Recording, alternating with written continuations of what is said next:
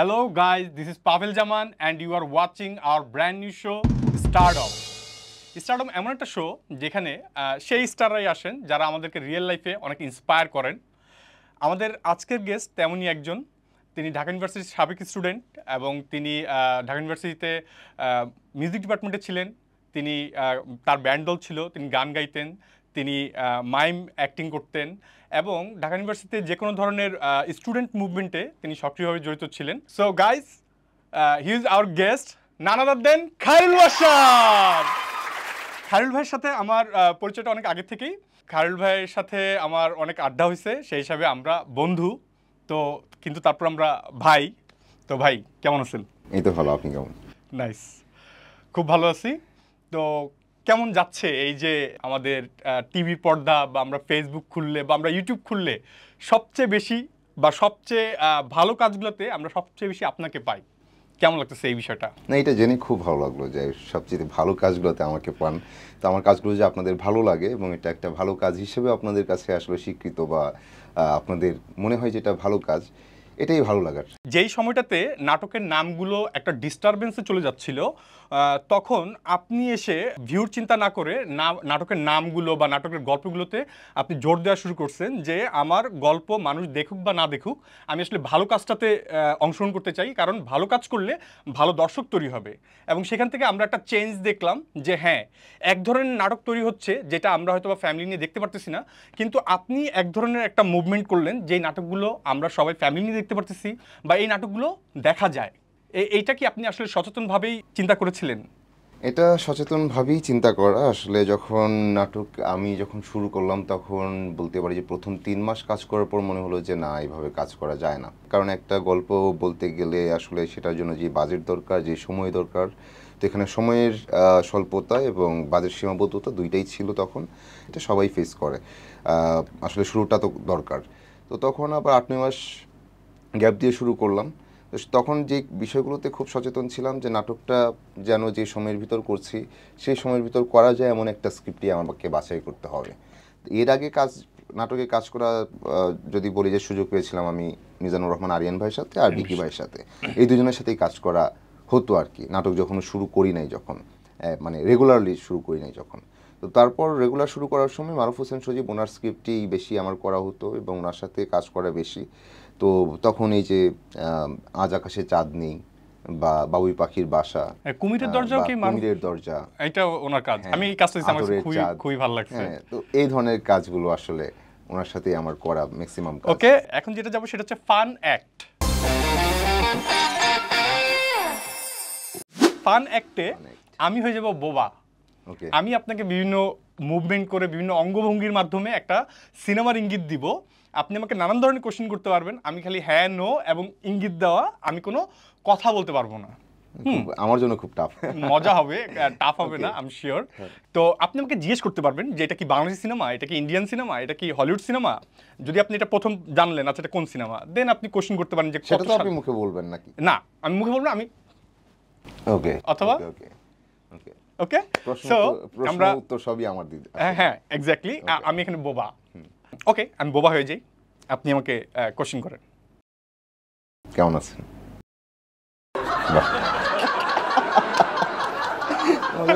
আপনি হাসতেছেন কেন? আপনি তো হাসবেন না। ও ওকে, হাসা যাবে।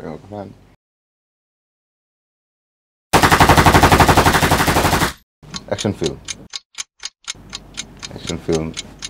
ওকে,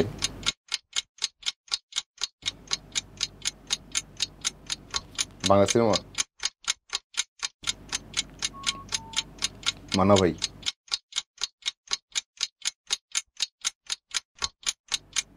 হিরো আর ভিলেন? Villain, hero. এই জেনারেশন, এই সময়কার, মানে এই সময়ের একদম রিসেন্ট এমন কিছু। ঢাকা একটা সিনেমা, আরফিন শুভ ভাই। আমাদের বডি বিল্ডার একজন তো আরফিন শুভ ভাই। ও মাই গড, তুফান।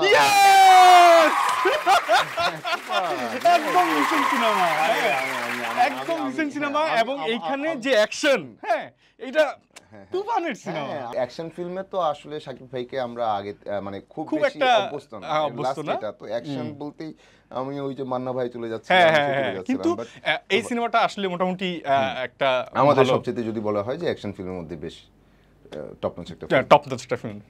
এর পরের সেগমেন্টে চলে যাই, এটা হচ্ছে এন্টারটেইনমেন্ট সেগমেন্ট। আপনার এখন পর্যন্ত ধরেন একটা সিনেমার নাম বলা খুব কঠিন, যে আপনার সেরা সিনেমা, আপনার দেখা লাইফের সেরা সিনেমা কোনটা? একটাই বলতে হবে, একটাই বলতে হবে, cinema Paradiso. Cinema paradise. Nice, very nice cinema. Favourite actor all time, হ্যাঁ যত সিনেমা দেখছেন এর মধ্যে সবচেয়ে ফেভারিট অ্যাক্টর কে? একজন, Robert De Niro. Robert De Niro. Nice, Robert De Niro, nice. এখন পর্যন্ত সেটে আপনার সাথে সবচেয়ে ফানি কি ঘটনা ঘটছে?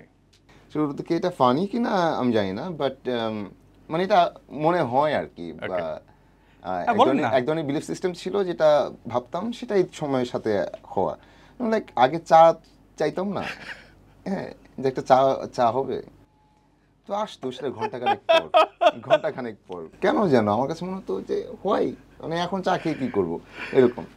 একবার শুটে গেলাম, তখনও আসলে নাটক শুরু করি নাই, এটা একটা শর্ট ফিল্মের কাজ ছিল আর কি। তো যাওয়ার পরই যিনি আসলো, ভাই আসেন মেকআপ রুমে বসলাম, তো দেখলাম যে কেউ আসে নাই তখন, শুধু মেকআপ আর্টিস্ট আসছে। তো উনি খুব হাক ডাক দিয়ে বললো, এই হিরো আসছে, চা দে, নাস্তা দে, এরকম। তো বললো যে ভাই বসেন, আমি লোকেশনটা দেখে আসতেছি। তার 1-1.5 ঘন্টা পর উনি আসলো, বলছে ভাই নাস্তা করছেন? আমি বললাম যে না। কেন নাস্তা করেন নাই? নাস্তা করবেন না? না, নাস্তা আসে নাই বা কেউ জিজ্ঞেস করে নাই। ডাকলো, এই কিছু গালিগালাজ দিয়ে বললো আর কি, তোর কখন বলছি হিরো আসছে, তুই নাস্তা দিস নাই কেন? কই আমি তো মেকআপ রুমে 2বার উকি দিয়ে আসছি, আমি তো হিরোকে দেখি নাই। দেখাস না পাশাপাশি? ও আচ্ছা সে হিরো, আচ্ছা আমি বুঝি নাই। এবং উনি চলে যাওয়ার পর বলে যে আপনি আসার পর একটা ভাব নিবেন না, আপনি এসে বলবেন এই কোথায় কে, এই নাস্তা দাও, এই এটা আনো সেটা আনো। না তো ভাই কেমনে বুঝবো, কারণ আমরা তো এইভাবে অভ্যস্ত।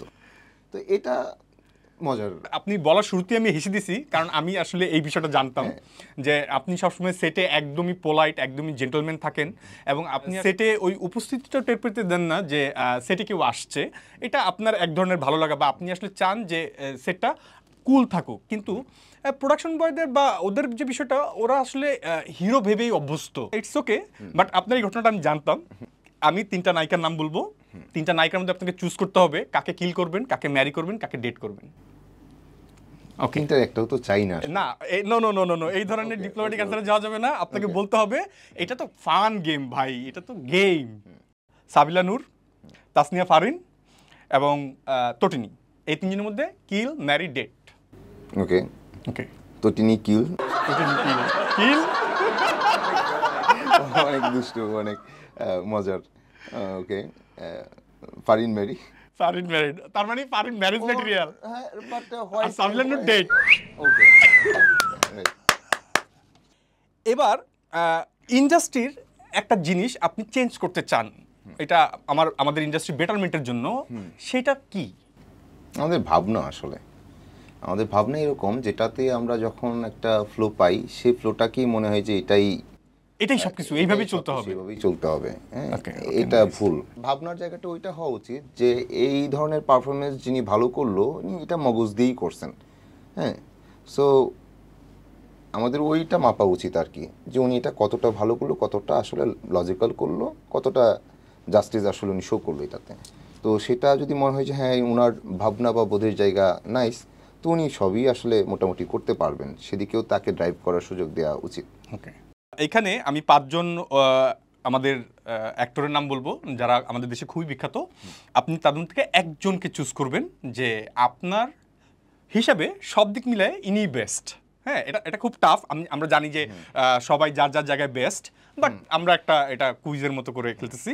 শাকিব খান, মোশাররফ করিম, চঞ্চল চৌধুরী, আফরান নিশো অ্যান্ড জায়েদ খান। তাহলে তো অবশ্যই জায়েদ খানকে ঠিকঠাক অভিনয়টাই করে যাচ্ছে। ওকে ওকে ওকে, নাইস নাইস নাইস নাইস। ইন্ডাস্ট্রির কোন অ্যাক্টর অথবা অ্যাক্ট্রেস, মানে আমরা তো অ্যাক্টর বলতে সবাইকেই বুঝি, কোন অ্যাক্টর বা অ্যাক্ট্রেসকে আপনার সবচেয়ে আন্ডাররেটেড মনে হয়? আমাদের সমসাময়িক বা আমাদের কিছু সিনিয়রের বিয়ে যদি বলি, সেই ক্ষেত্রে বলবো মনোজ প্রামাণিক। মনোজ প্রামাণিক। আসলে উনি খুব ভালো একজন অভিনেতা এবং উনি আসলে যথেষ্ট আন্ডাররেটেড। এবার আমরা আপনার একটু ক্যারিয়ার ক্রসরোডে যাব। প্রথম কোশ্চেনটা হচ্ছে, কোন ডিসিশনটা আপনাকে অ্যাক্টর হতে সবচেয়ে বেশি হেল্প করছে? সেটা আমার ডিসিশন যে আমি অভিনয়ই করব। অভিনয় করব। হ্যাঁ। এবং আমার যতদূর মনে আছে আপনি একটা প্রোডাকশন হাউসে অ্যাক্টিং ডিরেক্টর হিসেবে জব করতেন এবং সেখানে আমি একটা বিজ্ঞাপন অভিনয় করছিলাম এবং তখন আমি আপনাকে এই ব্যাপারটা জানি যে আপনি অ্যাক্টিং ডিরেকশনটাও দেন এবং পরবর্তীতে আপনার যখন ঝামেলা হয়েছিল আপনি জবটাই ছেড়ে দিয়েছিলেন।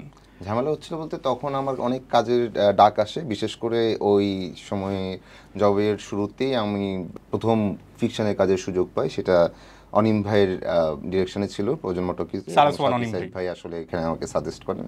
তো সেটা হচ্ছে পুনরাবৃত্তি। তো এটা করার পর ওনাদের সাথে আরেকটা কাজ হয়, সেটা হচ্ছে কথা হবে তো, ওই নাটক অস্ত্রের সময় স্বস্তির গল্প প্যাকেজে খুবই বিখ্যাত, শাকিব ভাই ডিরেকশন দিয়েছিলেন। খুবই বিখ্যাত ওই নাটক। দুইটা কাজ হওয়ার পর আসলে নানা দিক থেকে কাজের আসলে অফার আসে। হ্যাঁ, তো বেশ কিছু কাজ আমার কাছে মনে হচ্ছিল যে এই কাজগুলো করলে হয়তো আমি অনেক দূর এগিয়ে যেতাম। হ্যাঁ, তো আসলে এই কাজগুলোও তো যেমন অভিনয় করব, সেই ডিসিশন হচ্ছে 2012 সালে যে ফিক্সড, এটা একদম লাইফে ফিক্সড, এটা যাই হোক এটা শেষ দেখব। কারণ হচ্ছে এটাতেই আমি স্বস্তি পাচ্ছি, সো এটাই করতে চাই। আপনার তো রেগুলার সিনেমার অ্যাক্টর হওয়ার পসিবিলিটিস আছে, আপনি কি আসলে করছেন না নাকি আসলে মানে এই বিষয়ে আপনার বক্তব্যটা কি আসলে? এটা যদি বলি, বিশেষ করে নেটওয়ার্কের বাইরে এবং মহানগর পর আমার ফিল্মের অনেক ধরনের অফার আসতো, সেটা বিশেষ করে এফডিসি থেকে অনেক অফার আসছে, আমি করি নাই কারণ এই ধরনের এই স্টাইলের সাথে আসলে আমি না, আপনি বিশ্বাস হয় না এখন বিলিভার না আসলে। তো এই কারণ করি না। আরেকটা ব্যাপার হচ্ছে যে আমাদের ফিল্ম মেকিংয়ে আমাদের কোনো ডিরেক্টর রেগুলার না। একজন হয়তো এখন রায়ান রাফি ভাই এখন রেগুলার, পর্যাপ্ত এটা বলবো যে এটা উনি অর্জন করলেন এবং এখন ওনার জন্য সেই সুযোগও আসছে। এটা একটা, কিন্তু আসলে একজন রায়ান রাফি কয়জন অ্যাক্টরের সাথে কাজ করবে, এটা একটা, তো এটা রেগুলার না। তো এখানে আমি রেগুলার কাজ করে তো রেগুলার কাজ করতে চাই, তো সেইটার সম্ভাবনা না দেখলে আমি কিভাবে করব? আপনি তো অনেক বিখ্যাত ডিরেক্টরের সাথে বিভিন্ন ক্যামিও রোলে বা সাপোর্টিং রোলে কাজ করছেন। আমার কোশ্চেনটা হচ্ছে যে পরবর্তীতে ওনাদের সাথে আপনার আরো বড় পরিসরে লিড ক্যারেক্টারে কেন কাজ হয়নি? তো কেন হয় নাই আমি জানি না, বাট কেউ যে এটা কেউ ভাবলে বলবো অনম বিশ্বাস ভাই বেশ কয়েকটা উদ্যোগী তার ছিল, কিন্তু সেটা ওই যে নানা কারণে হয়নি, সেটা একটা।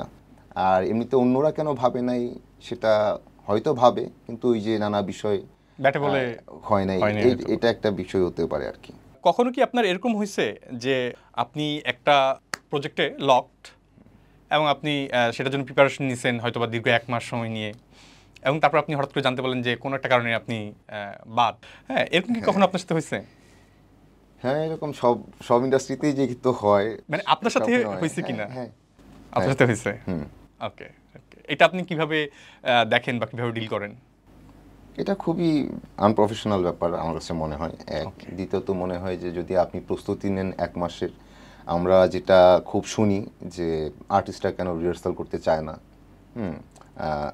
যেটা স্টারডমের কথা শুনি, ওনার ব্যস্ততা, ওনার এই সেই কেন দেখাবেন, একটা ফিল্ম করতে আসলে তো যথাযথ সময় দিতে হবে, প্রস্তুতি নিতে হবে, তো বসতে হবে, তো এই ধরনের কথা বলি। তো আমার কাছে এই ঘটনাগুলোর পর এটাও মনে হলো যে প্রশ্ন তো এটাও আসতে পারে যে এই বসার পর সেটা কিভাবে ত্যাগ হয়, এই বসার পর আরেকজন এসে কাজ করছে, তার তো বস্তু হলো না, তো তখন তো মনে হয় না যে ওইটাই আসলে রাইট, এটাই রং।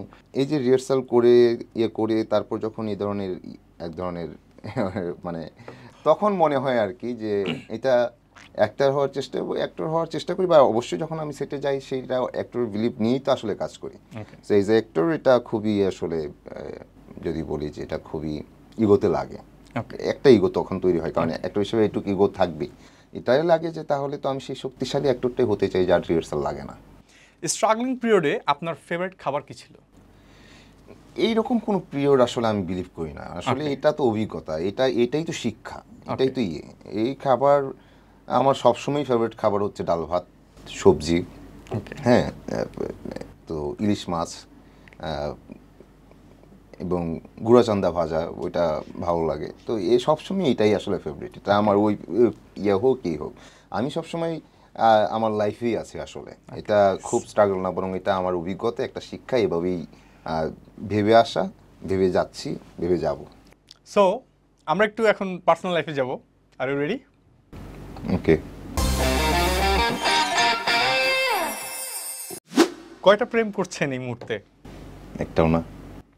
এটা তো দর্শক অডিয়েন্স কেউ বিশ্বাসই করবে না যে খায়রুল বাশার একটা প্রেম করছে না। আমার সাথে আমার প্রেম ঠিকঠাক। ওকে। ইন্ডাস্ট্রিতে কয়জনের সাথে প্রেম করছেন? কারোর সাথে না। ওকে। এতে ধরেন আপনার যারা ফ্যান আছে, স্কুলে পড়ে, কলেজে পড়ে, ইউনিভার্সিটিতে পড়ে, কারা বেশি প্রপোজ করে? সেই সুযোগটা তো আসলে তাদের হয় না। মানে প্রপোজ বলতে ইনবক্সে বা পাঠায়। হ্যাঁ, তার প্রপোজ তো মেয়েরাই করবে। হ্যাঁ, মেয়েরাই, মানে স্কুল কলেজ আর সব দিক থেকে সমানভাবেই, স্কুলটা একটু কম। আচ্ছা, তার মানে সব দিক থেকে সমানভাবে আমরা আমরা কি ধরে নিব যে ইউনিভার্সিটি পার হওয়ার পর আন্টিরাও কি? না না না না না, আমরা স্কুল কলেজ ক্যাম্পাস পর্যন্ত ছিলাম। আপনি তো খুবই না না, এটা ফ্যান্টাসি থাকতেই পারে। আপনার সমসাময়িক কোন অ্যাক্ট্রেসের উপর আপনার ক্রাশ আছে? ক্রাশ নেই কারোর প্রতি। খুবই দুঃখজনক আমাদের ইন্ডাস্ট্রির জন্য। ক্রাশ নেই একটু কারোর প্রতি। ওকে, এবার আমরা যেই সেগমেন্টে যাব, আনফিল্টার্ড। ক্রিটিসিজম সেটা পজিটিভ হতে পারে, নেগেটিভ হতে পারে, যৌক্তিক হতে পারে, অযৌক্তিক হতে পারে। হ্যাঁ, ক্রিটিসিজম কিভাবে ডিল করেন? নানা রকম হতে পারে, এটা খুবই স্বাভাবিক একটা ব্যাপার এবং এটা হওয়া উচিত, প্রতিটা কাজেরই হওয়া উচিত। আর যেটা একদমই হয় না সেটা হওয়া উচিত না, হওয়া উচিত এমনটাই। কারণ তো এখন যেটা হয়, এখন তো সবাই, আমার কাছে মনে হয় যে সবাই আসলে ক্রিটিক। সবাই সবাই, হ্যাঁ, মানে যারা মোটামুটি বিভিন্ন এখন তো আসলে পেজ, তারপর গ্রুপ, হ্যাঁ, নাটক গ্রুপ, তো এখানে কোনো দর্শক নাই, সবাই সবাই critic। critic। এখানে সবাই ক্রিটিক। তো আমাদের ক্রিটিকের আসলে এখন অভাব নাই। তো ক্রিটিক যারা, তাদের খুব অবাকই লাগে যে তারা কেউ এ ধরনের কাজের সাথে ইনভলভও না, বা খুব লেখাপড়ায় যদি বলি যে হ্যাঁ উনি সাহিত্য জ্ঞান বা সাহিত্য চর্চা বা এসবের মেকিংয়ের সাথে কিছুটা আছেন, এরকম একদম শূন্যই বলা চলে আর কি। তো তাদের যখন লেখা পড়ি, কারো কারো লেখা খুব ভালো লাগে, যে ওকে নাইস, উনি আসলে ভালো বুঝেন ব্যাপারগুলা, বা পড়ে অনেক সময় মনেও হয় যে না আমিও কিছু শিখলাম। এরকম, এটা খুবই রেয়ার এবং খুবই রেয়ার এবং খুবই রেয়ার। ফ্যানদের সাথে কমিউনিকেশনটা, কোন কমিউনিকেশনটা আপনি সবচেয়ে আপনার ভালো লাগে? মানে এটা কি থ্রু সোশ্যাল মিডিয়া আর থ্রু রিয়েল লাইফ? কোন ওয়েতে আপনি কমফোর্ট বা আপনার ভালো লাগে? রিয়েল লাইফে যাদের সাথে দেখা হয় তারা খুবই নাইস আসলে, ওনারা কাজের কথা বলেন, তাদের ভালো লাগার কথা বলেন, এটা খুব ভালো লাগে। আর একটা হচ্ছে যে আমার কমিউনিকেশন তো একটাই, আমার কাজ।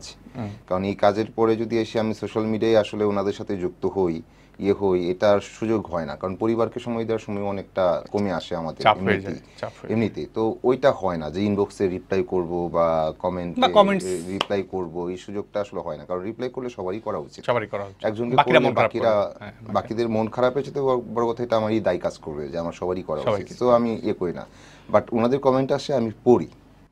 এবার আমরা যদি দেশ নিয়ে একটা প্রশ্ন করি, দেশের যে কোনো একটা বিষয় যদি আপনাকে পরিবর্তন করতে বলা হয় বা আপনি যদি পরিবর্তন করতে চান, সেটা আসলে কোন বিষয়? যে কোনো একটা বিষয়, কোন বিষয়টা আপনি মনে হয় যে? দেশের মানুষের সততা, দেশের মানুষের সততা। আমার মনে হয় দর্শকরা খায়রুল বাশারের মেসেজ পেয়েছেন। আমাদের আসলে অনেস্টিটা খুব জরুরি এই মুহূর্তে। আপনার সম্পর্কে মানুষের সবচেয়ে বড় ভুল ধারণা কি? আমি অনেক শান্তশিষ্ট, বাট আমি যে লেজ বিশিষ্ট এটা আমার কাছের মানুষজন খুব ভালো বুঝেন। I agree. নতুন অ্যাক্টরদেরকে কি সাজেশন দিবেন? প্রথমত বলবো যে নতুন অ্যাক্টর যারা, ওনারা আসলে ওনাদেরকে এই প্রশ্নটা করুক যে কেন আমি অভিনয় করব, কেন আমি অভিনেতা। আর যদি নতুন নির্মাতা আপনার কাছে কাজ করতে আসেন, তার কোন কোন বিষয়গুলো আপনাকে আসলে কনভিন্স করে, কোন কোন বিষয়গুলোতে আপনি আসলে মুগ্ধ হন যে হ্যাঁ এর সাথে আমি একটা কাজ করতে পারি, ক্যারিয়ারটা? ওনার কমিউনিকেশন, ওনার গল্প বর্ণনা, হ্যাঁ, এবং একজনের বর্ণনা শুনে বোঝা যায় যে আসলে উনি জিনিসটাকে কিভাবে দেখছেন, ডিল করতেছেন। তো ওইটাই। আমরা একটু উইয়ার্ড একটা কোশ্চেন করি, সেটা হচ্ছে ধরেন ঘুম থেকে উঠে আপনি একদিন দেখলেন যে আপনি শারিয়া নাজিম জয় হয়ে গেছেন, কি করবেন? দোয়া করবো যেন আমি আবার খায়রুল বাশার হয়ে যাই। ওকে ওকে, নাইস নাইস। এবার আমরা একটু র্যাপিড ফায়ারে যাব। খুব শর্ট টাইমে অ্যান্সার দিতে হবে এবং অপশন খুবই লিমিটেড, ইয়েস অর নো এর মধ্যে সীমাবদ্ধ থাকবে। দুটো অপশনের মধ্যে যে কোনো একটা চুজ করতে হবে, এখানে কোনো অন্য কোনো বক্তব্যের আসলে সুযোগ নেই। বাট আমি তো খুব কুইক উত্তর রেডি করতে পারিনি। নো, মানে এখানে অপশন দুইটা, আপনি জাস্ট একটা অপশনের কথা বলবেন, that's it that's it. Tea or coffee? Tea. Tasnia or Sabila? Okay, Tasnia. Tasnia, nice. Hatirpool আর উত্তরা? হাতিরপুল। যদি আপনি এখন উত্তরা থাকেন। Beef or chicken? Beef. Beef. Syed Ahmed Shawki or Anam Biswas? Anam বিশ্বাস।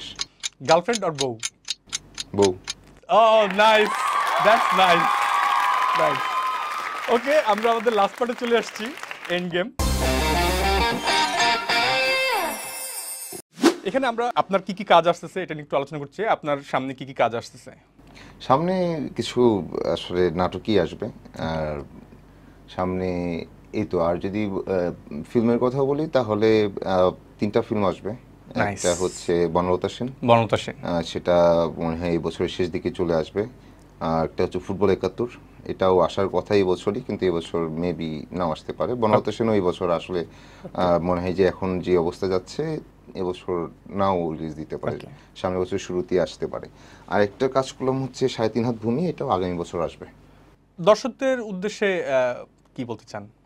আমি খুবই কৃতজ্ঞ আপনাদের প্রতি। আপনারা শুরু থেকে এখন পর্যন্ত সবসময় আমার সাথে ছিলেন। আমার কাজগুলো যারা দেখেন তারাই আমার খুব বলি যে প্রশংসা করেন, বা আমি আপনাদের ভালো লাগাই থাকি, এটা ভেবে আমার খুব ভালো লাগে। সবসময় ভালোবাসায় রাখবেন। আমিও চেষ্টা করে যাব ভালো কাজ করার, ভালো কাজের সাথে থাকার, এবং সেই কাজগুলোর সাথে আপনাদেরই থাকা আসলে। সো ভালো কাজগুলো আসলে বা আমি যে কাজগুলো করি সেগুলো যখন আপনারা দেখেন এবং প্রশংসা করেন, এটা যদি সবসময় চলতে থাকে, সো আমি আরো ভালো কাজের সুযোগ পাবো এবং আমি সেই কাজগুলোতে চেষ্টা করে যাব আপনাদের এই ভালোবাসার মান রাখতে। বাশার ভাই, আপনার অনেক বিজি শিডিউলের মধ্যে আমাদের এখানে আসছেন, আমরা খুবই আনন্দিত এবং আমরা দোয়া করি আপনি আরো অনেক বছর ভালো ভালো কাজ করেন, আমাদেরকে ভালো ভালো কাজ উপহার দেন। আমরা আসলে আপনার কাজ দেখতে চাই। তো ভালো থাকবেন, গুড নাইট। নেক্সট এপিসোডে আপনারা কাকে দেখতে চান এবং হচ্ছে কি ধরনের বিষয় জানতে চান, কোন বিষয়গুলো ভালো লেগেছে, কোন বিষয়গুলো উইয়ার্ড লেগেছে, সেটাও আমাদেরকে জানাতে পারেন। তো আজকের মতো এখানেই। Stardom with Pavel Zaman.